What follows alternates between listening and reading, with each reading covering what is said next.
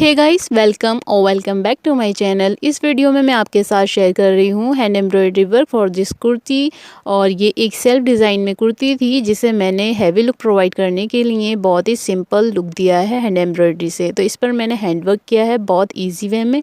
इस वीडियो की हेल्प से आप अच्छे से आइडिया लगा सकते हैं जब आप सेल्फ डिज़ाइन कुर्तीज़ लेंगे और उसे हैवी लुक देना चाहेंगे तो किस तरह से आप उसे इस तरह हैंड वर्क करके हैवी लुक प्रोवाइड कर सकते हैं। सेम पैटर्न में तो जाहिर सी बात है आप कोई कुर्ती नहीं लेंगे और वो मिल भी नहीं सकती।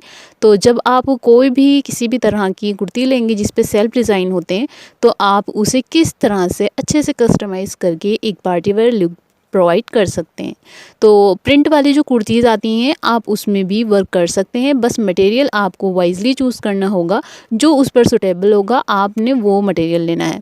तो इस पर इस तरह का गोल्डन वर्क किया हुआ था तो मैंने इसकी हेल्प से आइडिया लगाते हुए ये सारा मटेरियल मैंने लेकर इस पर हैंड वर्क किया है। तो मटेरियल मैं आगे आपको वीडियो में दिखाऊंगी।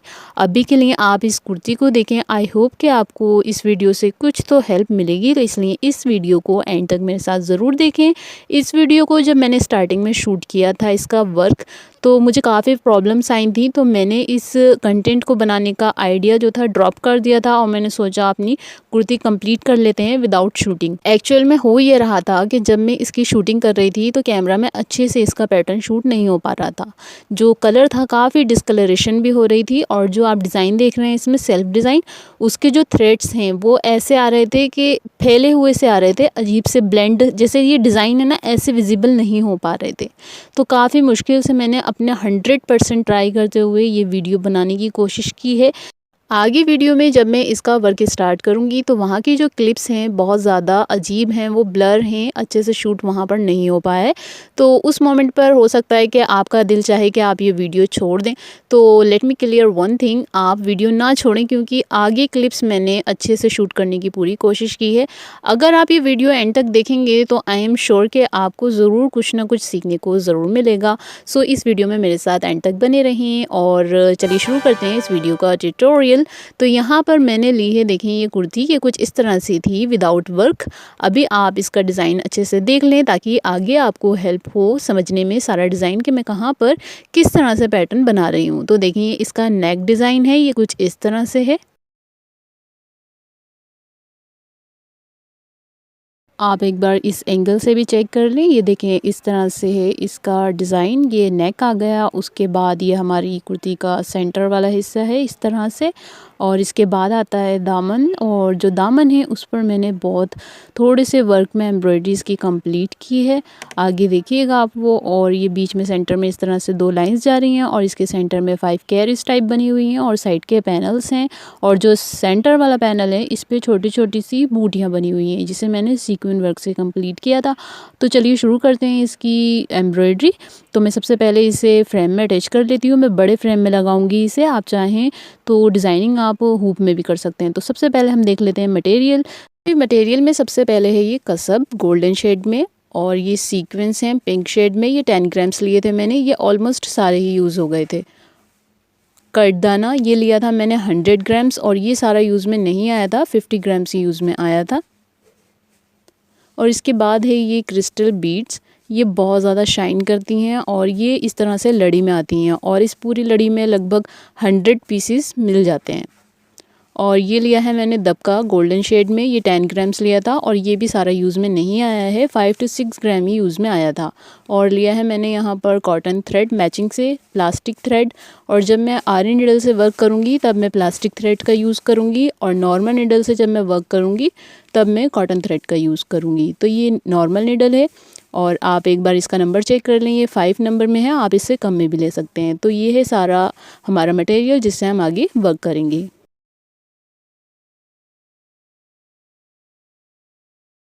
तो जी ये है वो क्लिप जिसकी मैं बात कर रही थी। ये अच्छे से देखें, यहाँ पर सेल्फ डिज़ाइन कुर्ती का विजिबल नहीं हो पाया है, सारा कुछ मैस हो रहा है और इस पर जो मैंने वर्क किया है दबके की हेल्प से वो भी विजिबल नहीं हो पा रहा है। यहाँ पर मैंने चैनी स्टिच की हेल्प से वी नेक पैटर्न बनाना है जिसका मैं हाफ पार्ट बना चुकी हूँ आरी निडल से, और मैं यहाँ पर नॉर्मल निडल की हेल्प से बनाना आपको बताऊँगी। तो यहाँ पर आप थोड़ा सा कोऑपरेट करेंगे तो आपको समझ आ जाएगा। आगे वाली वीडियोज़ क्लियर हैं तो वहाँ पर आपको प्रॉब्लम नहीं होगी। तो यहाँ पर थोड़ा सा मेरे साथ कोऑपरेट करें और आपको समझ आ जाएगा। तो देखें यहाँ पर मैं चैन स्टिच बनाना शुरू कर रही हूँ। तो इस तरह से हमने अपनी निडल देखें नीचे की तरफ पास करनी है, थोड़ा सा फासला आगे रखते हुए हमें लूप में से इस तरह से अपनी निडल को पास कर देना है। तो ये एक लूप बन जाएगा और इसी लूप में से हमें वापस से निडल नीचे की तरफ पास करते हुए वापस से वही रिपीट करना है। और जब हम ये प्रोसेस रिपीट करते जाएंगे तो यहाँ पर एक चेन बन जाएगी, इसीलिए इसे चेन स्टिच भी कहते हैं। तो हम इस चेन स्टिच की हेल्प से कसब के साथ वी नेक पैटर्न बना लेंगे। तो गाइस इस वीडियो में मैंने 2 रिक्वेस्ट कंप्लीट करने की कोशिश की थी, बट जिसमें से मैं सिर्फ एक ही कर पाई हूँ और वो क्लिप भी मैं इसके साथ ऐड नहीं कर पाई हूँ क्योंकि ये वीडियो ऑलरेडी इतनी लेंथी हो गई है। तो मैंने उसे सेपरेटली अपलोड करना है। तो उस वीडियो में मैं बताऊँगी कि किस तरह से आप बड़े फ्रेम में अपना फैब्रिक अटैच कर सकते हैं। मीन्स के एक क्वेरी थी कि अड्डे में किस तरह से हमने फैब्रिक स्टिच करना होता है, उस पर वीडियो बनाएं। तो वो वीडियो इंशाल्लाह मैं सेपरेटली अपलोड करूँगी। अगर आप देखना चाहते हैं तो उस वीडियो में मैंने डिटेल में फ्रेमिंग करना बताई है। सो गाइस इसी तरह से हम अपनी नेक कंप्लीट कर लेंगे। यहाँ पर आपको डबल लाइन नज़र आ रही हैं, वो इसलिए हैं क्योंकि मुझे लग रहा था कि नेक का साइज़ थोड़ा छोटा है, तो बाद में मैंने उसे बड़ा साइज़ करते हुए चेन स्टिच कंप्लीट कर ली थी। अब यहाँ पर मैंने लिए हैं कट बीट्स, तो आप यहाँ पर 4 to 5 कट बीट्स ले सकते हैं और इस तरह से इसे स्टिच करेंगे। लास्ट वाले 2 कट बीट्स छोड़ते हुए हम निडल ऊपर की तरफ पास कर लेंगे और जो लास्ट के 2 कट बीट्स हैं उनमें से हमें थ्रेड को अपनी निडल को पास करना है और इस तरह से देखें। और अब हम इसके बाद वापस से 4 to 5 कट बीट्स लेंगे और उन्हें स्टिच कर देंगे। अब लास्ट वाले फिर से हम 2 कट बीट्स से निडल ऊपर की तरफ पास करेंगे और उन्हीं कट बीट्स में से हम अपनी निडल को पास कर देंगे। सो इसी प्रोसेस से हमें अपना सारे कट बीट्स स्टिच कर लेने हैं। आगे वाली क्लिप्स में मैंने वापस से ये प्रोसेस समझाया है। मैंने सोचा था आपको यहाँ पर अच्छे से विजिबल नहीं हो पाया होगा, इसलिए मैंने ये प्रोसेस बाद में भी समझाया। इंशाल्लाह आपको वहाँ पर समझ आ जाएगा अगर आपको यहाँ पर समझ नहीं आया। तो यहाँ पर अब मैं सीक्वेंस स्टिच कर रही हूँ। तो देखिए निडल ऊपर की तरफ पास करने के बाद मैंने एक सीक्वेंस लिया और निडल नीचे की तरफ पास कर दी। थोड़ा सारा फासला रखते हुए निडल वापस से ऊपर की तरफ ली है और एक सीक्वेंस लेते हुए उसे स्टिच कर दिया है। इस तरह से जो हमारी सीक्वेंस होगा लास्ट वाला, उसकी जस्ट बराबर से हमें निडल नीचे की तरफ पास करनी होगी। तो 1 by 1 हम सीक्वेंस लेते जाएंगे और उन्हें इस तरह से स्टिच करते जाएंगे और इस तरह से हमें सारे सीक्वेंस स्टिच कर लेने। यहाँ पर मैंने कटदाना की सेकेंड लाइन भी स्टिच कर ली थी। अब इसके बाद नीचे की तरफ थोड़ा सा फासला रखते हुए मैंने यहाँ पर एक क्रिस्टल बीड स्टिच कर दिया है और इसके बाद मैंने यहाँ पर लिया है दबके का पीस लिया है। इतना लेना है आपको कि आपके क्रिस्टल बीड के अराउंड आ जाए, इतना साइज़ में आपको लेना है। दबके को स्टिच करने के बाद हम इसके सेंटर में भी स्टिच लगा देंगे और जो गाइस यहाँ पर आपको समझ नहीं आ रही हैं बातें, वो आगे इंशाल्लाह क्लियर हो जाएंगी। आई नो कि यहाँ पर क्लियर नहीं था, इसीलिए मैंने बाद में भी ये चीज़ें रिपीट जहाँ पर की हैं वहाँ अच्छे से समझाने की कोशिश की है। तो आपने बिल्कुल भी डिसअपॉइंट नहीं होना है। अब यहाँ पर मैंने एक फ्लावर क्रिएट किया है कसब और सीक्वेंस की हेल्प से। तो जिस तरह से हम चेन स्टिच बनाते हैं उसी तरह का ये पैटर्न है।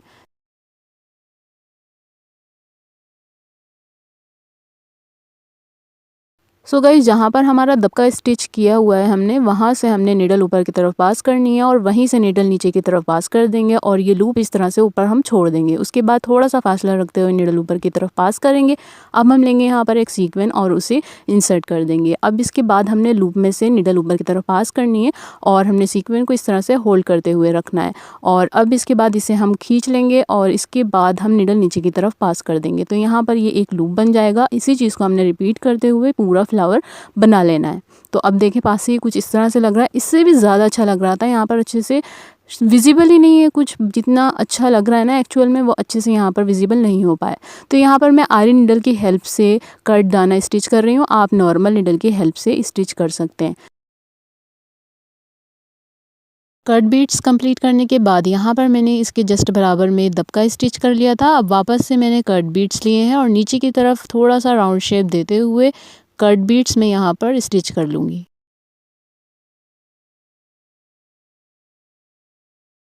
सो गाइस अब यहाँ से आपको क्लिप्स थोड़ी बेटर नज़र आएंगी। यहाँ पर मैं सबसे पहले क्लियर करती हूँ जो डिज़ाइन हमने अब तक बनाया है।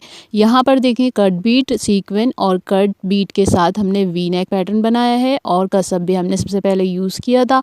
इसके बाद इसके इस तरफ मैंने ये डिज़ाइन बनाया है जो आगे मैं आपको करते हुए बताऊँगी।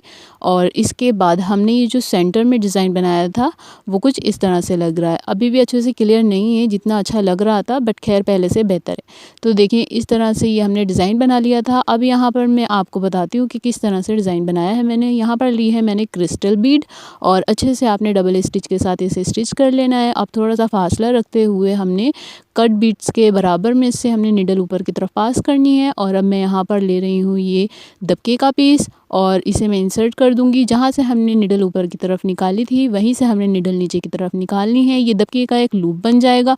अब क्रिस्टल के बराबर में से हमने निडल ऊपर की तरफ निकालनी है और एक सीक्वेंस इसमें इंसर्ट करना है और दबके को साथ लेते हुए हमने सीक्वेंस के होल से निडल नीचे की तरफ पास कर देनी है। अब थोड़ा सा फासला रखते हुए निडल ऊपर की तरफ निकालेंगे। अब यहाँ पर मैंने लिए हैं कट बीट, 3 कट बीट्स लिए हैं और उसे इस तरह से स्टैंडिंग पोजीशन में सीक्वेंस के साथ स्टिच कर दिया है।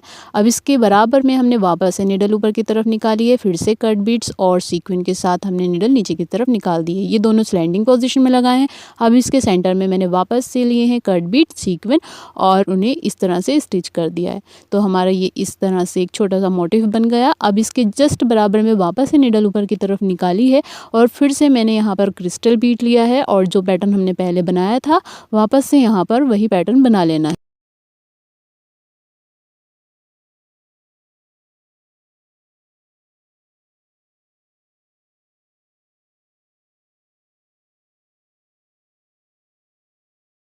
अब यहाँ पर मैं सेंटर का हिस्सा छोड़ने के बाद वापस से क्रिस्टल बीड ऐड कर रही हूँ और जो हमने इस तरफ पैटर्न बनाया है सेम पैटर्न फॉलो करते हुए अपनी नेकलाइन कंप्लीट कर लेंगे। So enjoy the process.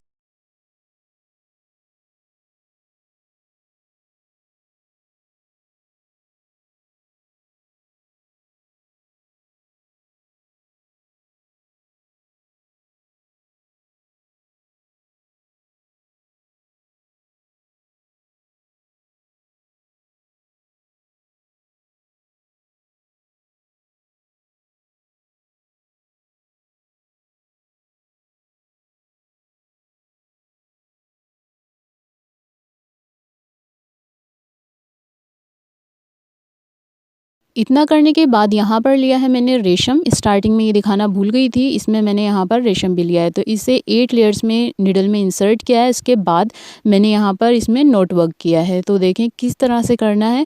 यहाँ पर निडल मैंने ऊपर पास की इस तरह से और इसके बाद निडल के अराउंड 4 टाइम्स रेशम को लपेटा है और इस तरह इसे रेशम को ऊपर की तरफ से होल्ड करते हुए नीचे की तरफ से हमने निडल को पास कर लेना है और यहाँ पर एक नोट बन जाएगी।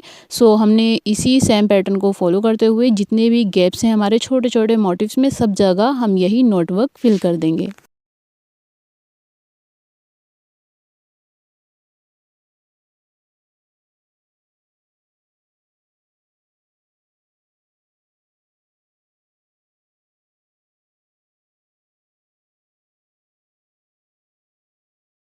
सी गाइस, अब ये कुछ इस तरह से लग रहा है। सारे ही गैप्स मैंने यहाँ पर फिल कर दिए हैं।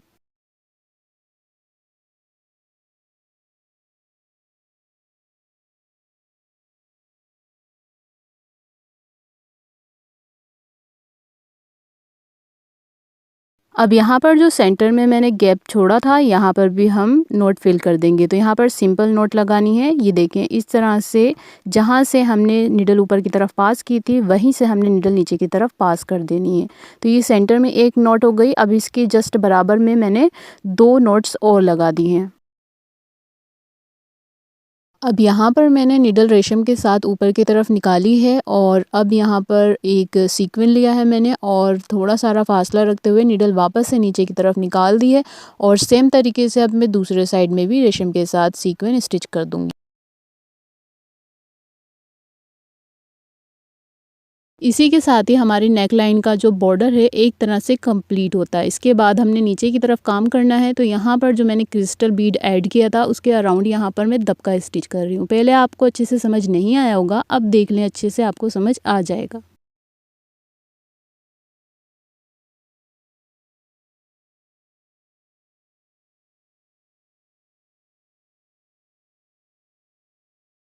सो गाइस, यहाँ पर मैंने नेक की एक साइड एम्ब्रॉयडरी कंप्लीट कर ली थी। जो इसका सेल्फ डिज़ाइन था उसके अकॉर्डिंग ही मैंने यहाँ पर सारी चीज़ें स्टिच की हैं। तो इसका सेल्फ डिज़ाइन ध्यान में रखते हुए कि सेल्फ डिज़ाइन इसमें पहले से बना हुआ था वो मैं डिस्ट्रॉय ना कर दूँ ओवर वर्क करके, तो इसलिए मैंने उसको ध्यान में रखते हुए अच्छे से इसका पैटर्न क्रिएट करने की कोशिश की है। और साथ ही मैंने एक तरफ का इसलिए कंप्लीट कर लिया है ताकि जब मैं उस तरफ करूँ काम तो आपको ईज़िली आइडिया हो कि मैं एक्चुअल बना क्या रही हूँ। तो इस तरफ का मैं आपको शो करती जाऊँगी और उस तरफ में आपको बताती जाऊँगी कि ये चीज़ मैंने किस तरह से स्टिच की है, ये चीज़ मैंने किस तरह से स्टिच की है, तो आपको ईज़िली आइडिया हो जाएगा। तो अभी आप इस पे एक नज़र डाल लें।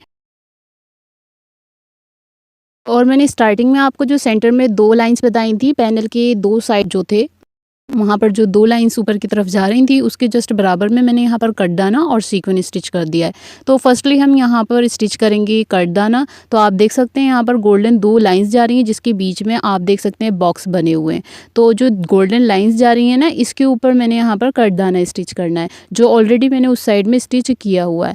तो ये देखें नीचे की तरफ भी इसी तरह से 2 लाइन्स गोल्डन जा रही थी, तो उसके ऊपर मैंने कटदाना स्टिच किया था। अब मैं इस तरफ कटदाना स्टिच करूँगी। तो पहले अगर आपको समझ नहीं आया था कि नॉर्मल नीडल से किस तरह से स्टिच करना है कटदाना, तो अब देख लें यहाँ पर मैंने 4 कटदाना बीट्स लिए हैं। अब इसके बाद 2 कटदाना छोड़ते हुए नीडल ऊपर की तरफ पास की है और उन्हीं 2 कटदाना में से नीडल पास कर दिए। अब इसके बाद हमने वापस से 4 to 5 कटदाना अपनी नीडल में फील करना है और नीचे की तरफ नीडल पास कर देनी है। और अब वापस से हमने 2 कटदाना छोड़ते हुए नीडल को ऊपर की तरफ पास करना है और उन्हीं 2 कटदाना से नीडल को गुजार देना है। और इसी तरह से हमने ये सेम पैटर्न फॉलो करते जाना है और सारा कटदाना हमारा इजीली स्टिच हो जाएगा नॉर्मल नीडल की हेल्प से। यहाँ खैर मैंने आयरन नीडल की हेल्प से सारा वर्क कटदाने का कंप्लीट किया था। आपको अच्छे से समझ आ जाए इसलिए मैंने ये तरीका बता दिया। यहाँ पर दोनों ही लाइन्स में कंप्लीट कर चुकी हूँ कटदाना बीट्स की। और अब इसके बाद ये वाली लाइन मैं आपको बताऊँगी कि किस तरह से मैंने स्टिच की है। देखिए यहाँ पर भी आपको 2 लाइन्स नज़र आ रही होंगी गोल्डन सेल्फ डिज़ाइन में, इसके ऊपर ही मैंने यहाँ पर सीक्वेंस स्टिच किए हैं। तो निडल में मैंने यहाँ पर कसब ले लिया है और कसब के साथ ही मैं स्टिच करूँगी। सीक्वेंस के दोनों ही साइड पर हमने स्टिच लगाने हैं, तो वो किस तरह से लगानी है देखें। एक तरफ मैं लगा चुकी हूँ। अब निडल फासला रखते हुए हमने ऊपर की तरफ इंसर्ट की है और एक सीक्वेंस लिया है और जो पहले वाली सीक्वेंस था उसके होल से नीचे की तरफ निडल पास कर देनी है। तो इस तरह से हमारी सीक्वेंस के दोनों ही साइड पर स्टिच लग गया है। फासला रखते हुए वापस से निडल ऊपर की तरफ पास की है और एक सीक्वेंस लेते हुए पहले वाली सीक्वेंस के होल से नीचे की तरफ निडल पास कर दिए और सेम पैटर्न फॉलो करते हुए हम सारी ही सीक्वेंस दोनों ही साइड से स्टिच कर देंगे।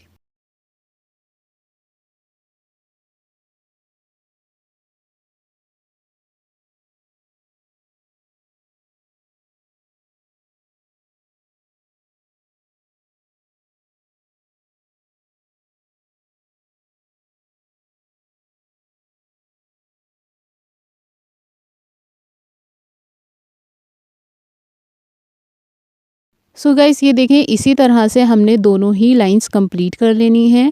इसके बाद ये कुछ इस तरह से लगेंगी। अब इसके बाद हमने ये वाला डिज़ाइन बनाना है। तो जितनी भी इसमें पैटर्न बने हुए हैं ना सेल्फ डिज़ाइन में 1 बाय 1 बनाना है, एक एक हम छोड़ते जाएंगे।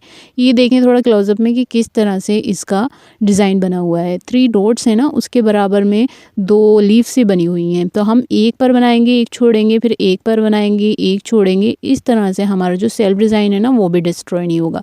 तो सेंटर में मैंने यहाँ पर 2 कट बीट्स ऐड की हैं और उसके बाद ये जो लीफ टाइप बना हुआ है ना, यहाँ पर मैंने दबके के साथ सीक्वेंस ऐड कर दिया है दोनों ही साइड पर। और अब ये जो राउंड सी शेप है इसमें मैंने यहाँ पर सिर्फ सीक्वेंस ऐड किया है और सेंटर वाले राउंड शेप में यहाँ पर मैं क्रिस्टल बीड ऐड कर रही हूँ।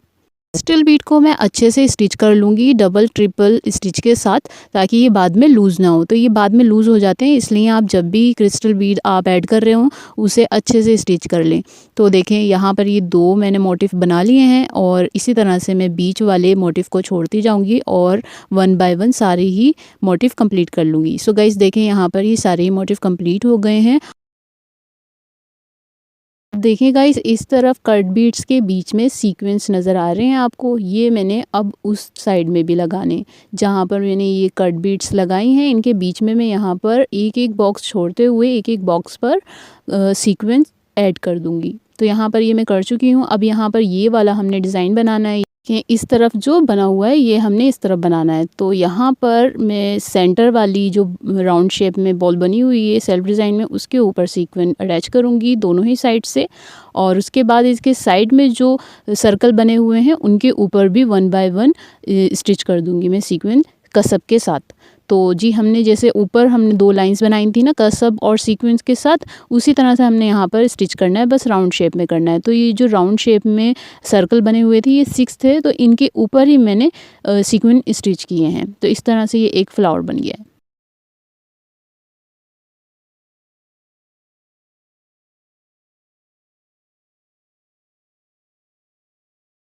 अब थोड़ा-सा नीचे वाले पैटर्न की तरफ आते हैं। यहाँ पर मैंने सिंगल सीक्वेंस स्टिच किया है कसब के साथ, और इसके नीचे आप जो पैटर्न देख रहे हैं इसकी टहनी में मैंने यहाँ पर कट बीट्स लगाए हैं। इस टहनी के ऊपर जितने कट बीट्स आने थे मैंने उतने कट बीट्स फिल करके स्टिच कर दिए हैं, और इन्हें सेंटर से भी स्टिच कर लिया था। अब इसके बाद इसकी साइड में जो लीव्स टाइप बनी हुई हैं इसमें मैंने दबका और सीक्वेंस स्टिच कर दिया है। अब इसके बाद ये देखें, ये 2 दबके के पीस हमने सीक्वेंस के साथ स्टिच किए हैं, तो यहाँ पर भी मैं दबका और सीक्वेंस इस तरह से स्लैंडिंग पोजीशन में स्टिच कर दूंगी। सो देखें ये इस तरह से स्टिच हो गए हैं, तो ये वाला पैटर्न हमारा कंप्लीट हो गया। अब हम ये बनाएंगे। तो यहाँ पर मैंने सबसे पहले लगाया है क्रिस्टल बीड सेंटर में। तो यहाँ पर भी आप देख सकते हैं सेल्फ मेड एक फ्लावर बना हुआ है, तो उसी के ऊपर हमने वर्क करना है। यहाँ पर मैंने दबका लिया है और इसके अराउंड इसे स्टिच कर दिया है। तो आप ध्यान से देखें किस तरह से इसके अराउंड हमने स्टिच करना होता है। इसका जो सेल्फ डिज़ाइन था ना, मैं ये ख़राब नहीं करना चाहती थी। ये ऑलरेडी बहुत खूबसूरत और हसीन लग रहा था, तो बस इसको मैंने थोड़ा-सा हेवी लुक प्रोवाइड करना था, इसलिए मैंने ये हैंडवर्क किया। बट मैं इसे भी ख़राब नहीं करना चाहती थी, तो डिज़ाइन को ध्यान में रखते हुए ही मैंने वर्क किया है। तो देखिए यहाँ पर अब हम बनाएँगे एक कसब से डिज़ाइन। तो देखिए जो हमने वो वाला फ्लावर बनाया था ना, यहाँ पर भी सेम पैटर्न हमने बनाया था। वहाँ समझ नहीं आया था तो आप यहाँ देख लें, आपको अच्छे से समझ आ जाएगा। निडल मैंने कसब के साथ ऊपर पास की है। अब उसके बाद हमने एक लूप बना लिया, जहाँ से ऊपर की तरफ पास की थी वहीं से नीचे की तरफ कर दी है, और जो ये राउंड शेप बना हुआ था इसके ऊपर से मैंने निडल निकाली ऊपर की तरफ, और एक सीक्वेंस लेते हुए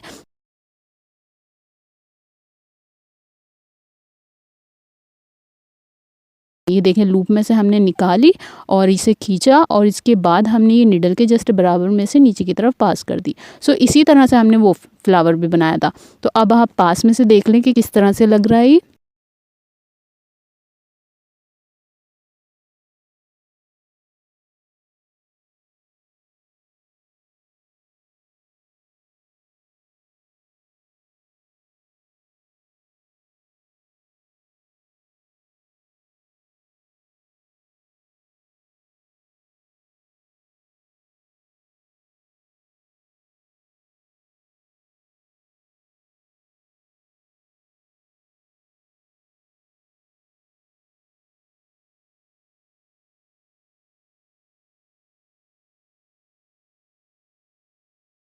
सो गाइस ये भी हो गया है। आई नो कि अब आप समझ गए होंगे। तो इसी तरह से ये वाला भी है, ये भी हम इसी तरह से बनाएंगे। ये थोड़ा डिफरेंट है और इसे मैं ख़राब नहीं करूँगी कुछ भी एक्स्ट्रा करके इसमें, बस यहाँ पर मैं सीक्वेंस ऐड कर दूँगी।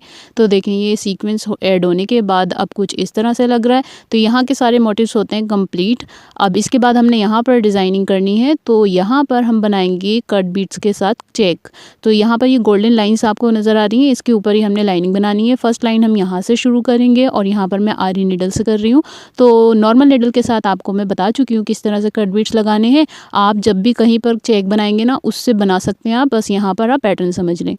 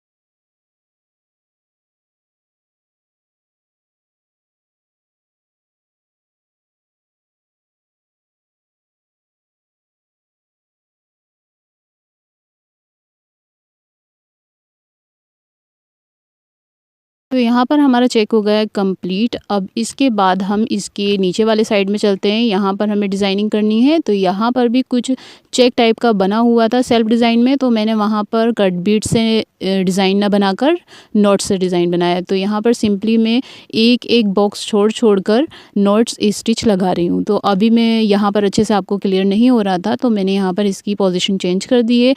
अब यहाँ पर आप देखें कि किस तरह से मैं यहाँ पर नॉट्स लगा रही हूँ। ये सिंपली मैंने स्टिच ऊपर की तरफ निकाला और निडल के अराउंड 4 टाइम्स रेशम को लपेटा है, और जहाँ से निडल निकाली थी ऊपर की तरफ, वहीं से निडल नीचे की तरफ निकाल दी और ये एक नॉट बन गई।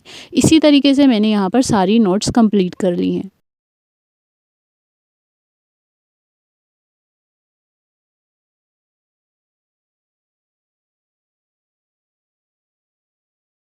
लुक गाइस, यहाँ पर हमारी नॉट वर्क कंप्लीट हो गया है और इनके सेंटर में सीक्वेंस अटैच करने हैं, वो मैं बाद में कर लूँगी और उसे करने का तरीका मैं आपको बता चुकी हूँ। और यहाँ पर नीचे के साइड में भी देखें, ये सीक्वेंस लगाए हैं मैंने और उसके साथ ही सेंटर वाले राउंड शेप में नॉट बना दिए।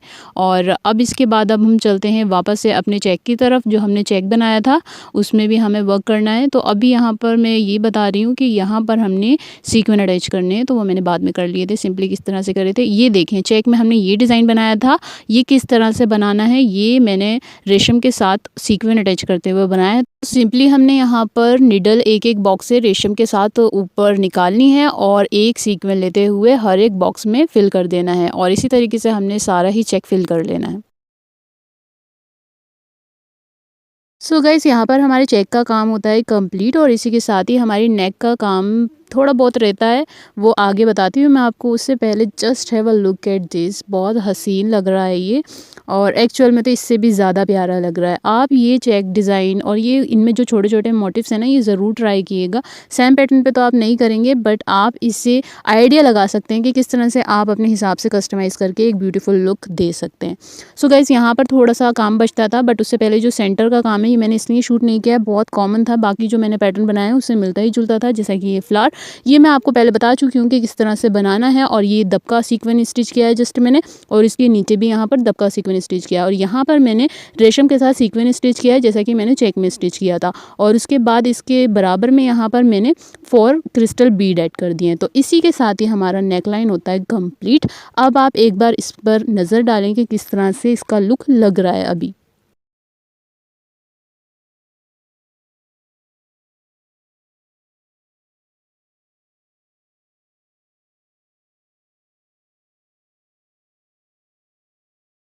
अब इसके बाद यहाँ पर जो लाइन है, यहाँ पर मैं कट बीट्स और सीक्वेंस ऐड कर रही हूँ। कट बीट्स मैं आपको बता चुकी हूँ कि किस तरह से ऐड करने हैं। अब मैं यहाँ पर आपको सीक्वेंस एक बार और बता देती हूँ, पहले क्लियर नहीं हुआ था इसलिए दोबारा बताती हूँ। ऊपर की तरफ हमने निडल पास करनी है, और इसके बाद हमने लेना है एक सीक्वेंस, और जो पहले वाला सीक्वेंस होगा उसके जस्ट बराबर में से निडल नीचे की तरफ पास कर देनी है। और ऐसे ही हमने आगे की तरफ करना है, निडल निकालनी है ऊपर और एक सीक्वेंस लेना है, फिर से नीचे की तरफ निडल पास करते हुए हम यहाँ पर कंप्लीट लाइन बना लेंगे। सो गाइस, ये लाइन हमारी ऊपर से नीचे दामन की तरफ आई थी, शोल्डर के साइड से। अब इसके बाद दामन पे बहुत सिंपल डिज़ाइन बनाया था मैंने। इस पैटर्न के ऊपर अभी मैं वर्क कर रही हूँ। ये हमारी नेक में भी था, तो मैंने वहाँ पर जो वर्क किया है वो यहाँ पर नहीं किया है, वो थोड़ा सा हैवी था तो यहाँ पर सिंपली रखा है। तो यहाँ पर दबके के साथ सीक्वेंस ऐड किए हैं, और उसके बाद ऊपर की तरफ क्रिस्टल ऐड करके उसके अराउंड दबका ऐड कर दिया है। अब यहाँ पर मैं कसब के साथ सीक्वेंस ऐड कर रही हूँ, जैसा कि हम दोनों साइड से स्टिचिंग करते हुए ऊपर लगा रहे थे। और ऐसे ही अब इसके बाद यहाँ पर भी मैं सीक्वेंस ऐड करूँगी कसब के ही साथ।